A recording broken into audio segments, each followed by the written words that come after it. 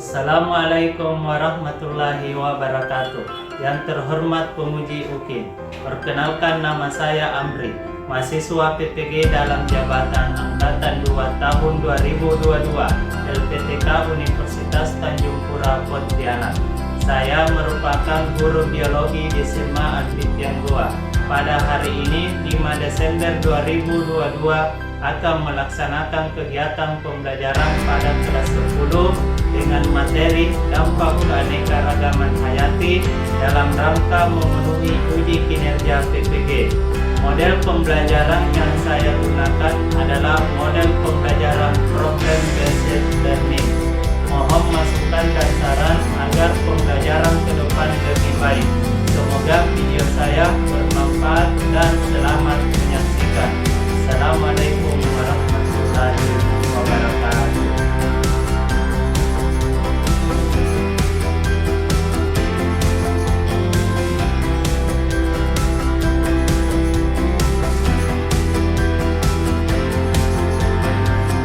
Assalamualaikum warahmatullahi wabarakatuh. Waalaikumsalam warahmatullahi wabarakatuh. Baik, sebelum kita mulai pelajaran, saya harap semua yang tidak berhubungan dengan mata pelajaran biologi disimpan di dalam laci. Kemudian sampah yang ada di sekitarnya tolong dibersihkan, botol ditaruh di bawah. Baik, sudah tidak ada? Tidak. Silakan ketua kelasnya persiapkan. Ya. Start. Siap. Selamat. Assalamualaikum warahmatullahi wabarakatuh. Waalaikumsalam warahmatullahi wabarakatuh. Doaan. Bismillahirrahmanirrahim. Raditu billahi rabban wa bil islami dina wa bi Muhammadin nabiyyan wa rasulah. Rabbi zidna ilman warzuqna fahman waj'alna min ibadikas sholihin. Amin. Bagaimana kabar hari ini? Alhamdulillah, luar biasa, tetap semangat. Allahu Akbar. Siapa yang tidak hadir hari ini? Aisyah. Syak Mutia izin. Baik, yang tidak hadir kita doakan semoga cepat sembuh dan yang mempunyai urusan semoga cepat diselesaikan urusannya. Amin. Baik, pada pertemuan yang lalu kita sudah membahas terkait dengan penyebaran flora dan fauna yang ada di Indonesia. Pada penyebaran flora dan fauna di Indonesia terdapat flora dan fauna endemik.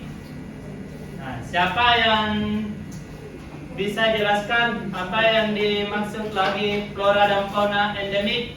Raise hand. Oke, ini dulu. Flora dan fauna endemik itu flora dan fauna yang tersebar di daerah suatu dan berada di daerah lain. Baik. Nah, flora dan fauna endemik itu adalah flora dan fauna yang hanya terdapat di wilayah tertentu, tidak ada di wilayah yang lain. Sekarang coba dilihat gambarnya.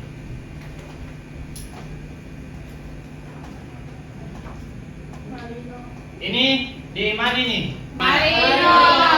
Oke, ini mirip di Marino. Di Solo. Oke. Kalau yang ini apa ini? Nah, pinus. Pinus itu kalau dilihat bisa dijadikan apa? Hah? Bahan bangunan. Baik. Jadi itu adalah salah satu manfaat dari hutan pinus. Pada pertemuan ini kita akan mempelajari apa dampak kegiatan manusia terhadap keanekaragaman hayati.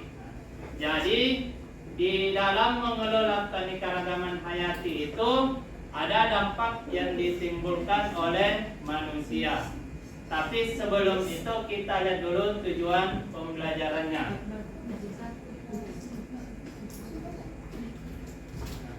Tujuan pembelajaran itu peserta didik dapat menjelaskan manfaat keanekaragaman hayati. Jadi setelah belajar ini, Anda semua dapat mengetahui manfaat keanekaragaman hayati. Apa itu manfaatnya? Kemudian tujuan kedua, peserta didik menganalisis dampak kegiatan manusia. Jadi setelah Anda mengetahui manfaatnya, Anda harus juga ketahui apa dampak positifnya dan negatifnya kegiatan manusia terhadap keanekaragaman hayati. Kemudian setelah Anda mengetahui semua dampak kegiatan manusia, Anda semua harus mengetahui bagaimana cara menjaga pelestarian keanekaragaman hayati. Jadi sebentar ada kegiatan yang dilakukan untuk mencapai tujuan pembelajaran tersebut. Pada hari ini penilaian yang akan kita lakukan itu adalah penilaian kognitif dan penilaian psikomotorik. Untuk penilaian kognitif itu berupa tes setelah pembelajaran ini. Kemudian kalau penilaian psikomotorik itu pada saat melakukan diskusi dan pada saat melakukan presentasi. Baik, sebelum kita masuk di materi, semua silakan berdiri dulu. Kita penyegaran dulu.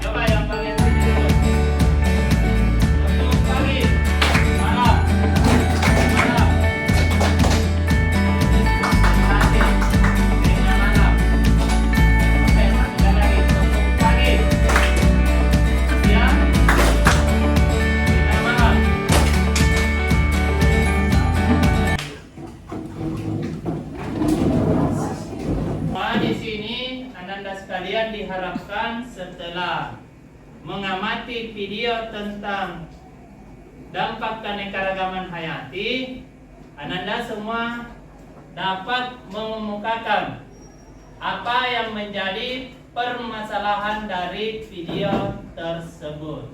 Oke, Pahintum? Pahintum.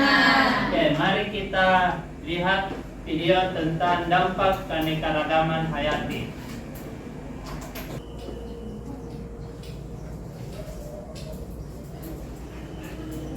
Wajah suram keanekaragaman hayati Indonesia di masa depan.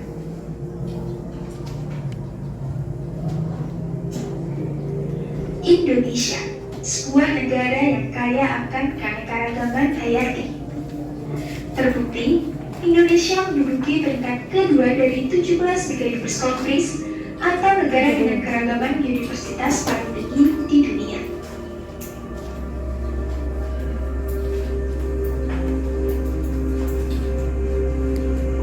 Indonesia menyumbang keanekaragaman spesies tertinggi di dunia.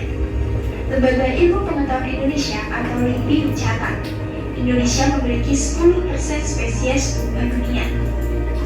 Keanekaragaman faunanya juga tak kalah banyak. Dalam hal jumlah spesies mamalia, Indonesia menempati peringkat pertama di dunia dengan jumlah 260 spesies. Untuk spesies burung dan reptil, Indonesia berada di peringkat keempat dengan jumlah 1.711 dan 755 spesies, serta peringkat ke-9 di dunia untuk kategori amfibi dengan jumlah 365 spesies.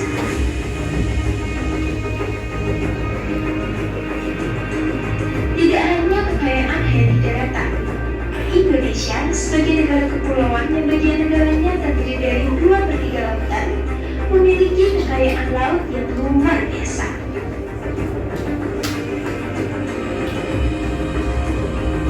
Semenanjung Kepala Burung Papua yang merupakan bagian dari wilayah Coral Triangle memiliki keragaman karang tertinggi. Setidaknya 72% spesies karang di dunia ada di wilayah tersebut. Jumlah penduduk individu yang menumbuh hingga 280 spesies per hektar. Kepulauan Raja Ampat adalah pusat keanekaragaman karang dunia dengan jumlah 553 spesies. Bersamaan dengan kekayaan karang luar, Indonesia juga menjadi rumah bagi 4.782 spesies ikan.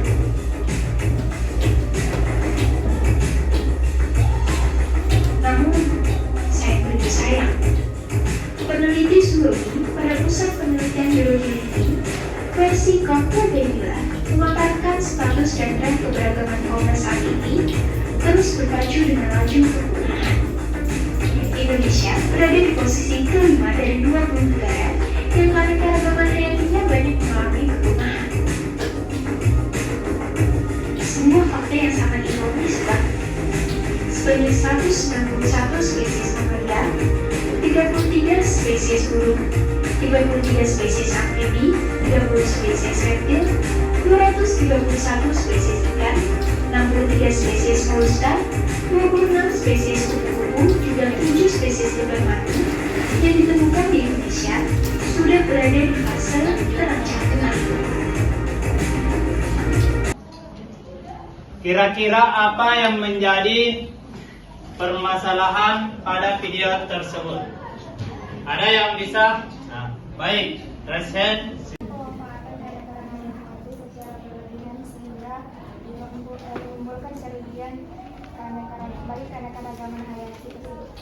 Nah, baik, kita berikan aplaus temannya.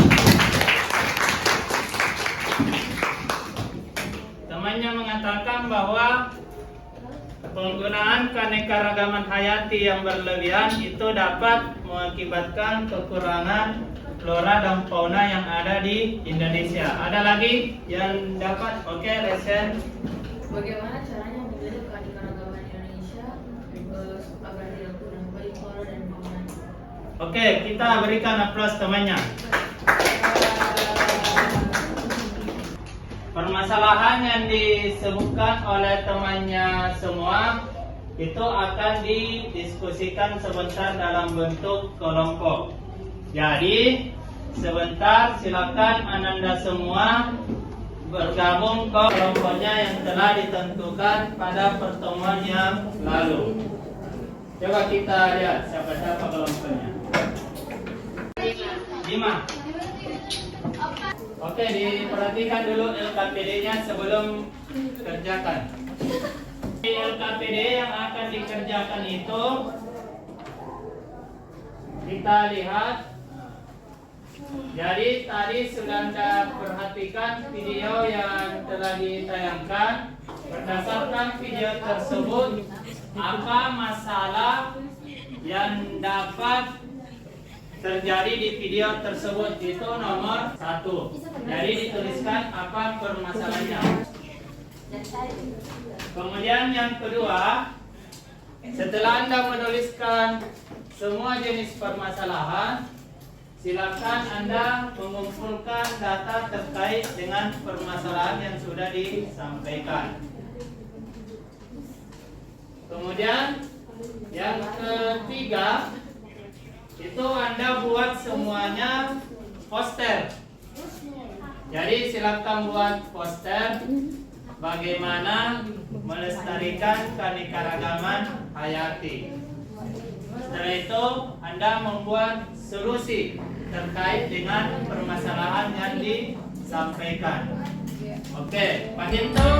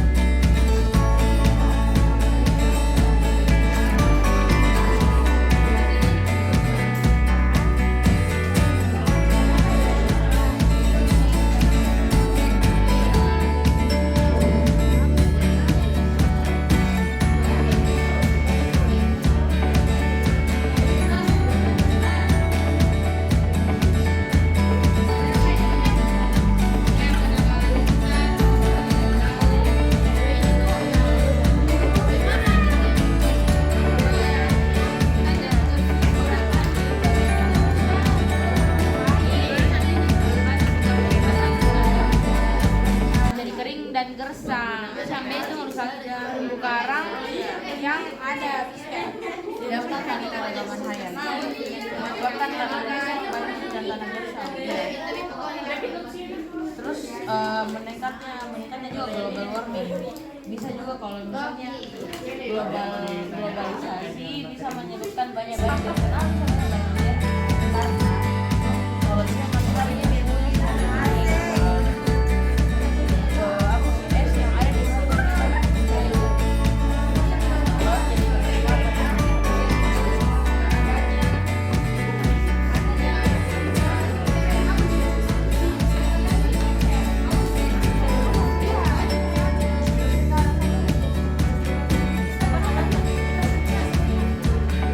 Baik,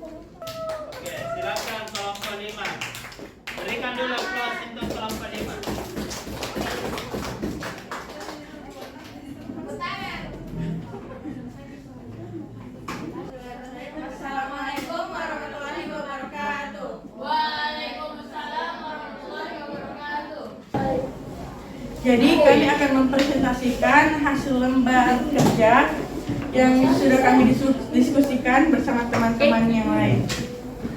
Baik. Yang pertama itu identifikasi masalah. Berdasarkan video tersebut yang tadi kita sudah nonton, tuliskan masalah yang diuraikan dalam video. 1. Pemburuan dan jual beli satwa yang dilindungi secara ilegal. 2. Penebangan pohon secara ilegal dan terus menerus. 3. Peledakan bom di laut secara ilegal. Dan 4. Ekosistem hewan yang akan terancam.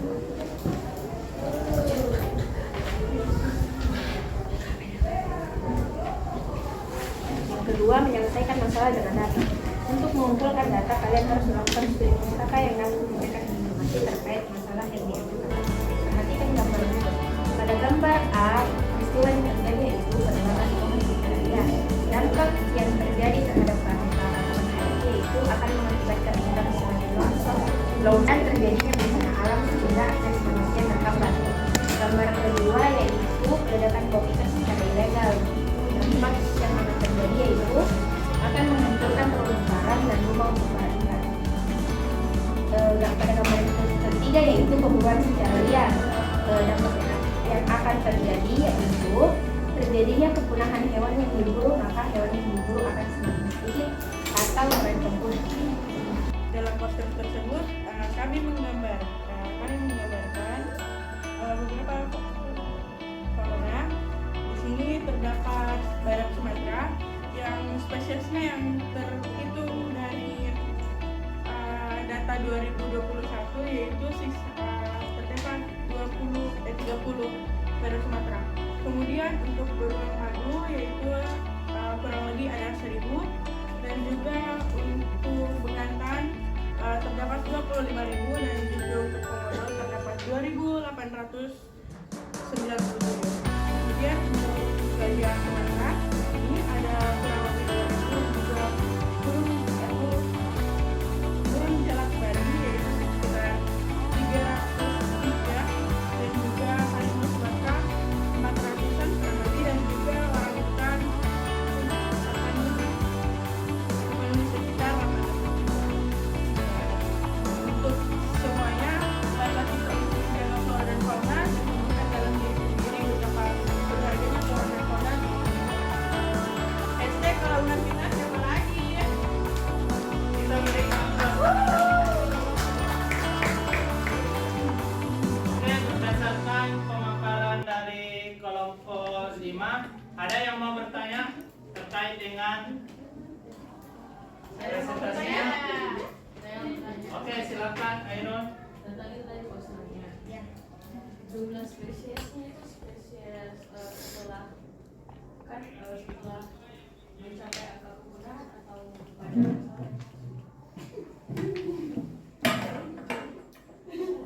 ini spesiesnya yang ada terkini di 2021 yang tercatat. Ya, jadi berarti sudah beberapa sudah punah dan juga sudah sudah terjadinya pemburuan liar sehingga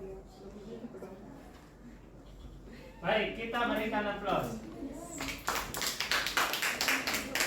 Tadi beberapa kelompok sudah melakukan presentasi.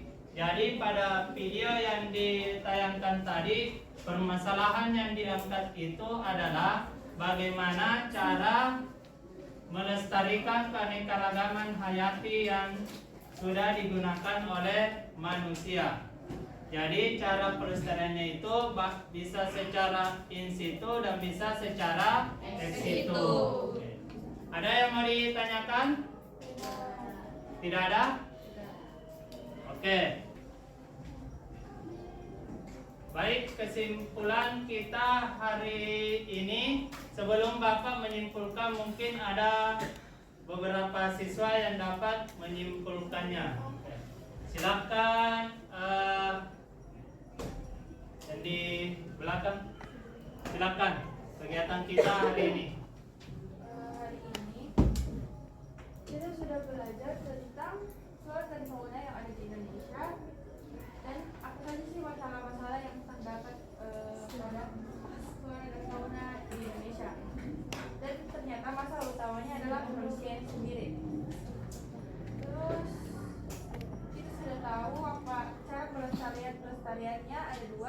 secara pelestarian secara in situ dan pelestarian secara ex situ.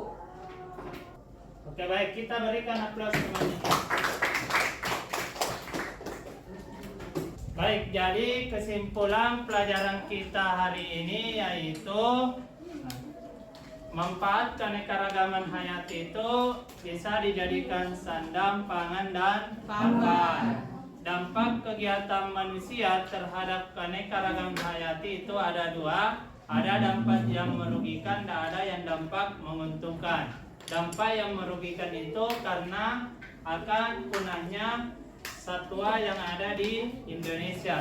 Kemudian dampak yang menguntungkan itu adalah dia dapat dijadikan sebagai bahan penelitian. Kemudian dia juga dapat berfungsi sebagai nilai estetik. Kemudian untuk melestarikan keanekaragaman hayati itu dapat dilakukan secara in situ dan ex situ. Kemudian sekarang kita akan melakukan evaluasi terkait dengan materi kita hari ini. Sebelum cukup.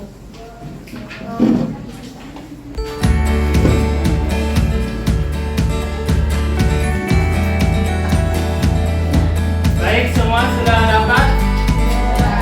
Silakan dibuka soalnya, jangan lupa tulis nama. Ya.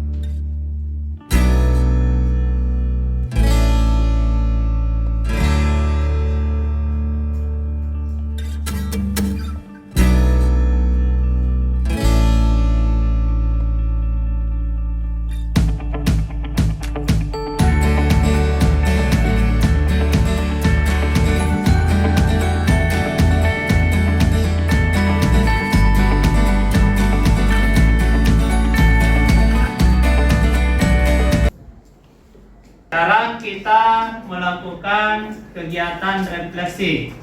Saya harap ada beberapa orang yang melakukan refleksi. Silakan, siapa yang dapat melakukan refleksi? Dari sini dulu. Oke, silakan berdiri. Refleksi kita hari ini. Assalamualaikum warahmatullahi wabarakatuh. Waalaikumsalam warahmatullahi wabarakatuh. Pada pertemuan ini saya senang belajar karena kita dapat mengetahui bahwa menjaga pelestarian keanekaragaman hayati itu sangat penting untuk keberlangsungan kehidupan kita.